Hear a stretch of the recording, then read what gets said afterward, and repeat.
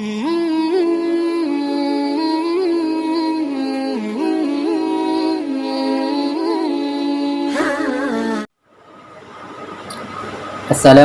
warahmatullahi wabarakatuh. Alhamdulillahilladzi khalaqal mauta wal hayata liyabluwakum ayyukum ahsanu amala.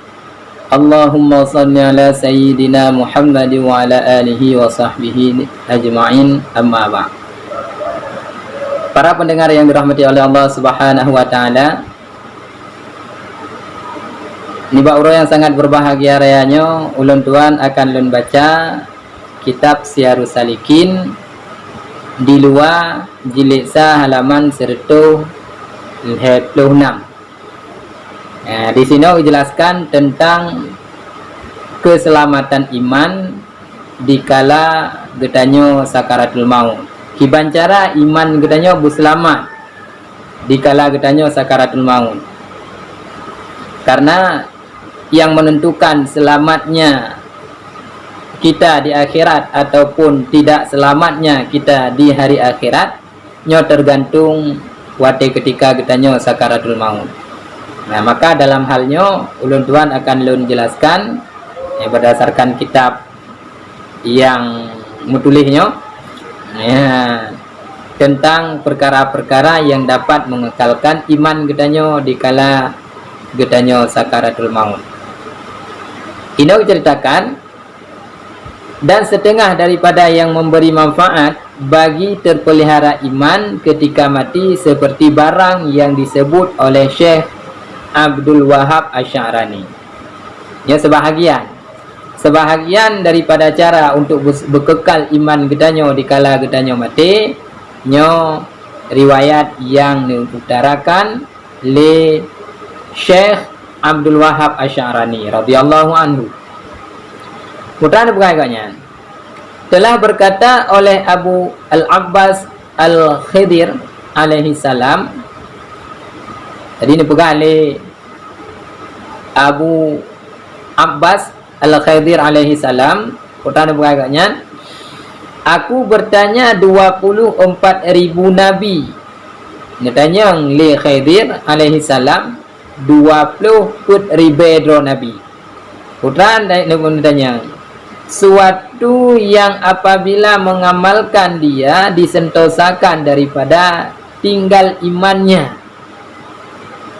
Katanya oleh Nabi Khidir alaihi salam bak 20.000 nabi tentang sesuatu yang apabila diamalkan li siroro urang maka akan selamat, akan kekal iman gaknya dikala gaknya sakaratul maut.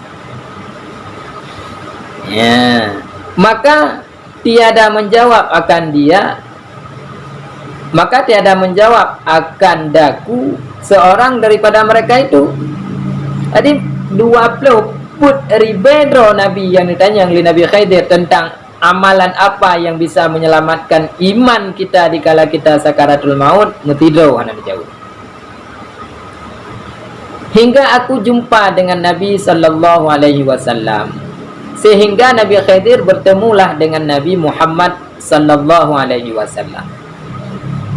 Maka aku tanya, ini pegang Nabi Khidir, maka aku tanya akan dia, maka berkata ia, hingga aku tanyakan Jibril.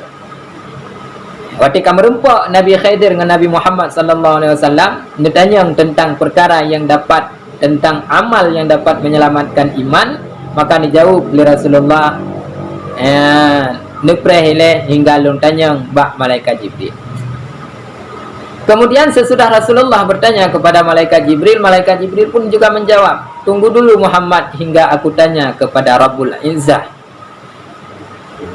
Maka sesudah malaikat Jibril bertanya kepada Rabbul Izzah, maka firman Allah Azza wa Jalla di malaikat Jibril langsung bertanya kepada Allah Subhanahu wa taala mengenai jawaban yang dipertanyakan oleh Nabi Khidir, yaitu amalan yang dapat menyelamatkan iman kitanya dikala kitanya sakaratul maut.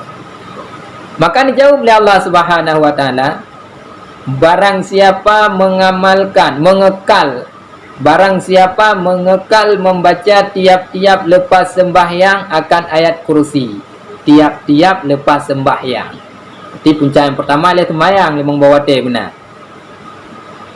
Yang pertama sembahyang limang bawa teh benar, linyan baru lu tip-tip sembahyang limang bawa tehnya, ya baru baca ayat kursi. Tiga terus katakan. Ayat kursi yang pertama yang harus kita baca itu adalah amalan yang dapat menyelamatkan iman. Sehabis kita baca ayat kursi hingga wahwal aliyul azim, ya, kita baca lagi amanar rasul hingga fansurna alal qaumil kafirin. Amanar rasul adalah surat Al-Baqarah, surat ayat yang terakhir di surat yang ketiga yang terakhir, amanar rasul. Ya, kemudian hingga fansurna alal qaumil kafirin. Kemudian dan syahidallahu annahu la ilaha illahu hingga innad dina indallahil islam. Ini surat Ali Imran ayat 18 hingga 19.